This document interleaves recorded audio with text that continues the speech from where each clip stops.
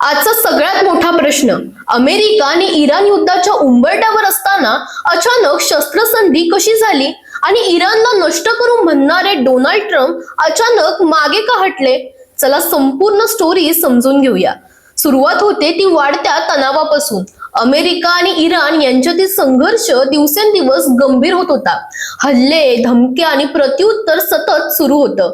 Donald Trump यांनी तर थेट इराणला इशारा दिला होता की इराणने जर ऐकलं नाही तर त्यांना पूर्णपणे उद्ध्वस्त केलं जाईल. पण इथेच गेम बदलला. अल्टिमेटम संपायच्या आधीच अचानक शस्त्रसंधीची घोषणा झाली. हो, अमेरिका आणि इराण यांच्यात 2 आठवड्यांची सशर्त शस्त्रसंधी झाली आहे. आता प्रश्न येतो, हे सगळं अचानक कसं झालं? इथे एंट्री होते 2 महत्वाच्या देशांची, चीन आणि पाकिस्तानची. या दोन्ही देशांनी मध्यस्थी केल्याचं सांगितलं जात आहे. विशेष म्हणजे इराणने पाकिस्तान मार्फत अमेरिकेला 10 कलमी प्रस्ताव पाठवला आणि हाच प्रस्ताव आता चर्चेचा बेस बनला आहे. आता सर्वात महत्वाचा भाग, इराणच्या त्या 10 अटी काय आहेत? पहिली अट, अहिंसेप्रती कटिबद्धता. दुसरी, होर्मुझ सामुद्रधुनीवर इराणचं नियंत्रण कायम. तिसरी, युरेनियम संवर्धनास परवानगी. चौथी, सर्व प्राथमिक निर्बंध हटवणे. पाचवी, सर्व दुय्यम निर्बंध हटवणे.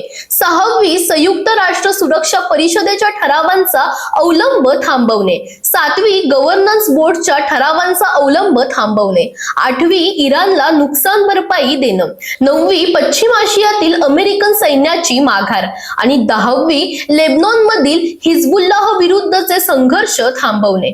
म्हणजेच इराणने स्पष्ट केलं की आम्ही शरण येत नाही, तर आमच्या अटींवरच शस्त्रसंधी होणार. दरम्यान पाकिस्तानकडून मोठं विधान समोर आलं आहे. पाकिस्तानचे पंतप्रधान शहबाज शरीफ यांनी जाहीर केलं की इराण आणि अमेरिका दोन्ही देशांनी युद्धविरामावर सहमती दर्शवली आहे आणि पुढील चर्चेसाठी दोन्ही देशांच्या प्रतिनिधींना इस्लामाबादला येण्याचं निमंत्रण दिलं. आता ट्रम्प काय म्हणाले ते पाहू. डोनाल्ड ट्रम्प यांनी सांगितलं की आम्ही 2 आठवड्यांसाठी हल्ले थांबवत आहोत, पण एक महत्वाची अट आहे. इराणने होर्मुझ सामुद्रधुनी तात्काळ आणि सुरक्षितपणे खुली करावी. ट्रम्प म्हणाले, आम्ही आमची लष्करी उद्दिष्ट पूर्ण केली आहेत आणि आता आम्ही दीर्घकालीन शांततेच्या कराराच्या जवळ आहोत. त्यांनी असंही सांगितलं की इराणकडून आलेला 10 कलमी प्रस्ताव हा चर्चेसाठी योग्य आधार आहे. म्हणजे आता सगळ्यात मोठा प्रश्न, ट्रम्प मागे हटले का?